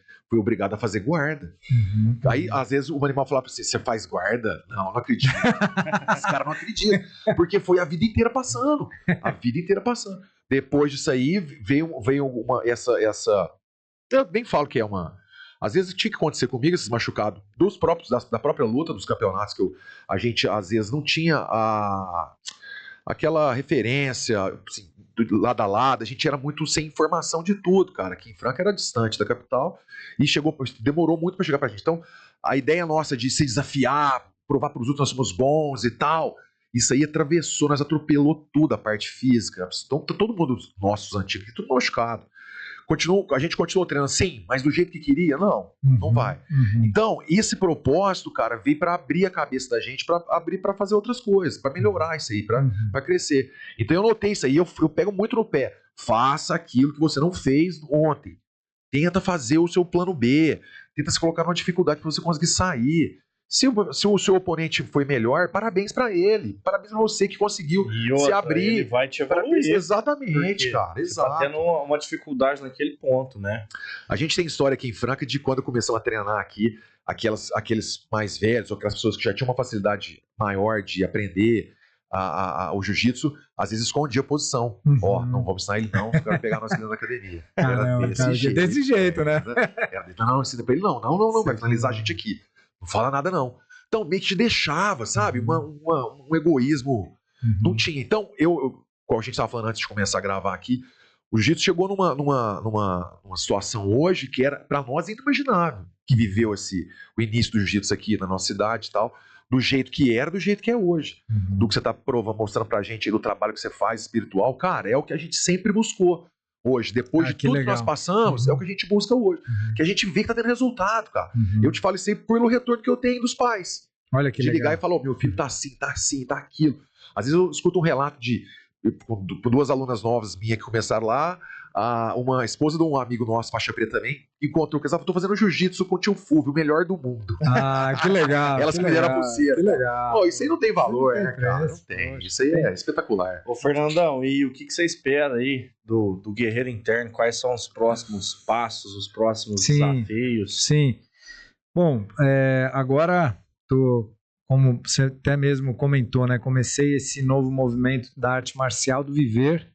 Eu vejo a vida como uma arte marcial. Para mim, isso é até uma filosofia, né? É como que a gente vive inspirado pela arte marcial. Né? Eu considero assim meu caminho assim, em primeiro lugar, vem essa busca por esse reencontro comigo mesmo. E eu vejo que a arte marcial é meu caminho assim muito para isso, sabe? E cada vez mais lapidar o como que esse caminho da arte marcial pode me ajudar eu me encontrar comigo mesmo. Quanto mais eu me encontro comigo mesmo, mais eu estou na minha missão, mais estou no meu propósito, mais tem essa plenitude, mais a vida faz sentido. mais eu posso acordar, falar, poxa, né? Mais recarrega as energias. Mais recarrega as energias, né? Cada vez mais ajudar mais pessoas, né? Então assim, hoje eu tô começando, né? Isso, olha como as coisas vão acontecendo organicamente, né? Como é energia. Meus alunos lá em São Paulo, da época que faziam o DGI comigo, falaram, poxa, quando você estiver aqui em São Paulo, agora estou aqui em Franca, né? Dá um treino pra gente, jiu-jitsu. Aí eu fiquei com aquilo, né? Falei, interessante, tá chegando essa nova fase, então quando eu vou para São Paulo, eu vou dar um treino específico, só que nesse treino, eu não tô focando em posições, porque seminários, as posições sabem melhor que eu. Exatamente. Sabe melhor que eu, tem tanta gente aí ensinando. Exato. Agora, o que eu vou ensinar?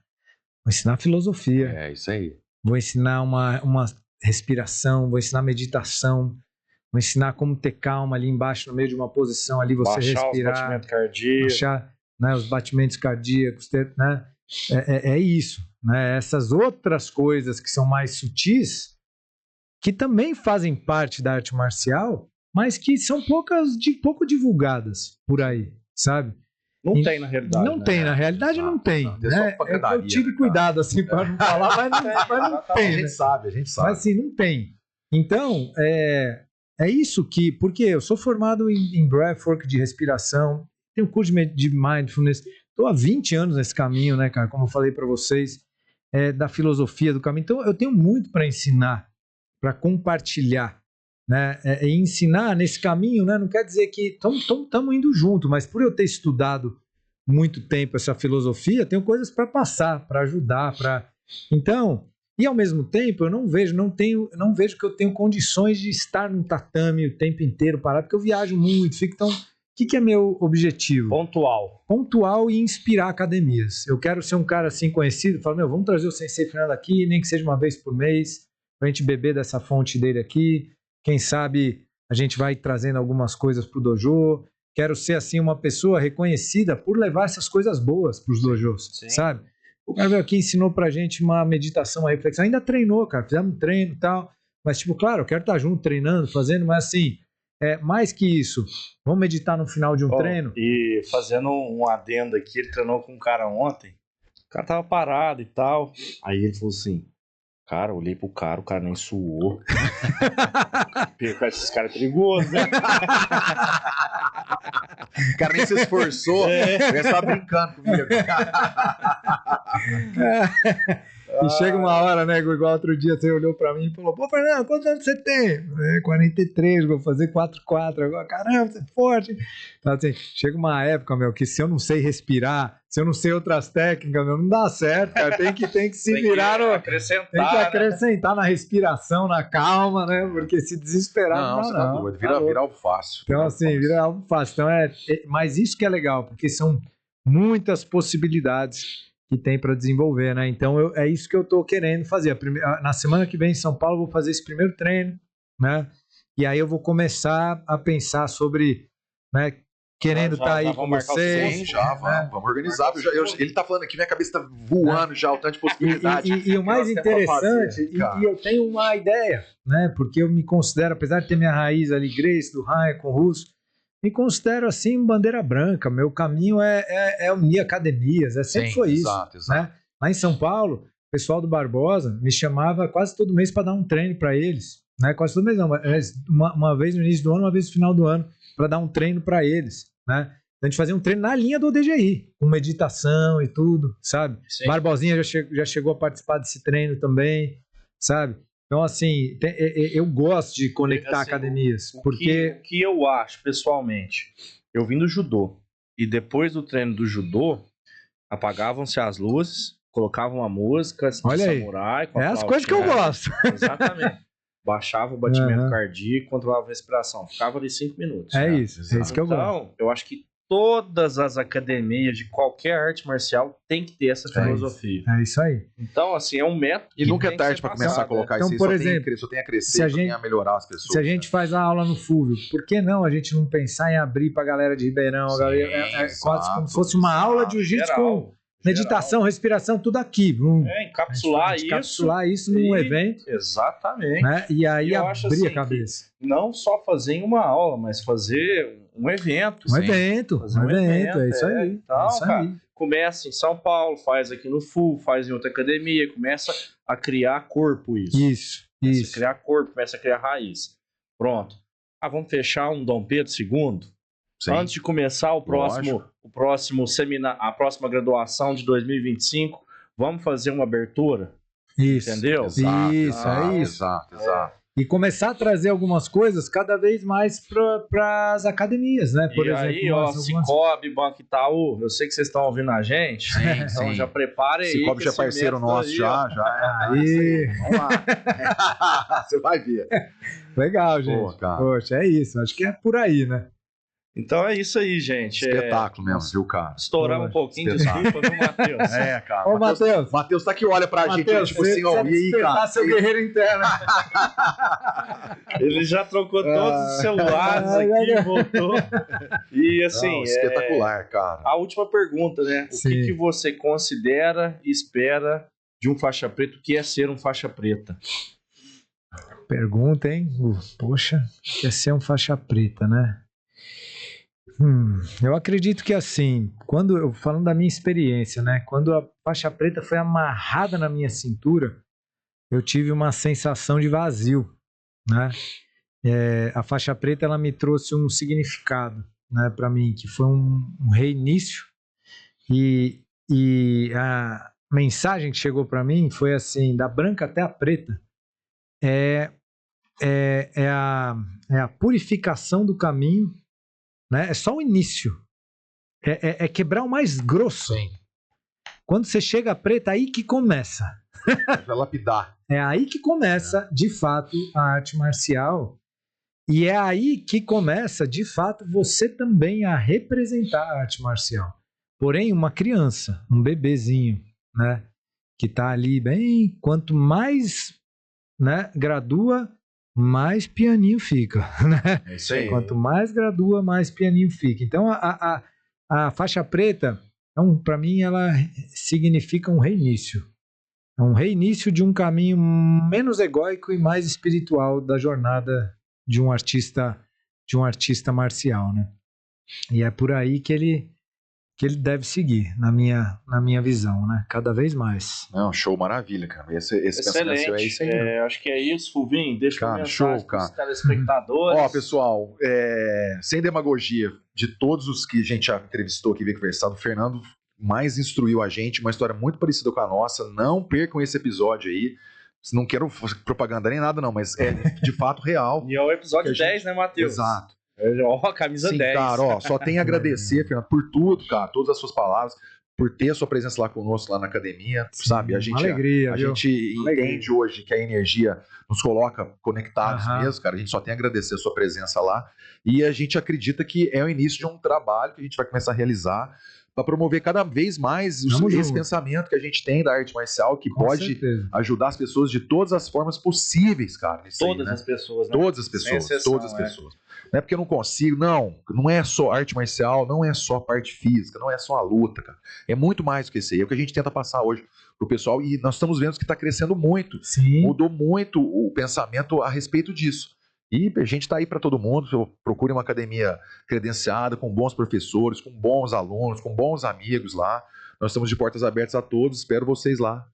Mais uma vez, um abraço a todos. Foi um prazer, viu, Fernando? Obrigado, viu? Obrigado. Fernando, deixa a mensagem aí de despedida pro pessoal, ou um até breve, né? Eu, assim, depois que o mestre falou aí, tá tudo certo, já tá fechado aí, já tá, né? Falar depois do professor aí é difícil. Até parece. Cara. Mas assim, é só isso mesmo. Acho que o Fulvio trouxe as palavras de encerramento, encerrar com ele mesmo.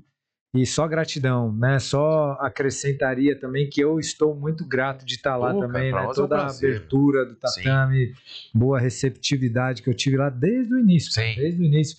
Então, assim, só gratidão. E é só o início mesmo de uma. Exato. Eu acho que é uma sinergia muito forte. Sim, tenho certeza. E pessoas grandes fazem coisas grandes. Então, nós vamos nos unindo E pode esperar, pessoal, vem coisa boa por aí. Vem mesmo, é isso aí. Até a próxima. Um abraço a todos. Tchau, tchau. Até. Tchau, tchau. Fechou?